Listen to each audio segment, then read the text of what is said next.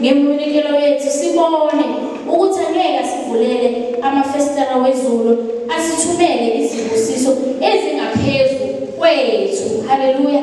uJehova ekuseni uyasifusa ukuthi masithumele sithembeke emnikelweni, sinikele ngokukholwa ukuthi konke esikudingayo ematheni of prayer uJehova yekuthembekile uzokwenza, ukuthi nanoma ubona ukuthi simo namhlanje ubona ukuthi uphethe imali eyokugcina, but today I'm encouraging you badlala sematheni of prayer ukuthi come to God unikele ngayo, unikhumbuze futhi ezweni lakhe ezifundisa isibelana thanda ukusitshela ukuthi mawukhulela ibaningiswi nalana mkhumbuzo uNkulunkulu ukuthi Nkosi uthe wena sikuvivinye today ngilethe leyo yokugcina imali ukuthi ngizokuvivinya ukuthi ukuvulele whatever lokho ebikufunayo, umsebenzi khona la eMountain of Prayer, ama-promotion akhona eMountain of Prayer, ama-business akhona eMountain of Prayer.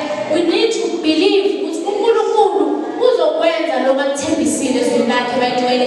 Siyazi ukuthi some of the time asinikeli ukuthi sometimes siyajabulisa sometimes, but uNkulunkulu namhlanje let us trust uNkulunkulu, simthembe uNkulunkulu uma ethi manje sinikele simvuvinye sibone ukuthi izibusiso zakhe zizoba njani kithi. So sisazonikela badlalisa Mountain of Prayer today, just pray for your offering, just trust uNkulunkulu ngomnikelo wakho. Awukhathalekile ukuthi ungakanani, uNkulunkulu uhlola inhliziyo ukuthi ufuna kangakanani. So sisazonikela ekuseni. I pray my God ukuthi uNkulunkulu asisize badlalisa Mountain of Prayer, sithathe ngesizwe lakhe sikholwe ngokweqiniso.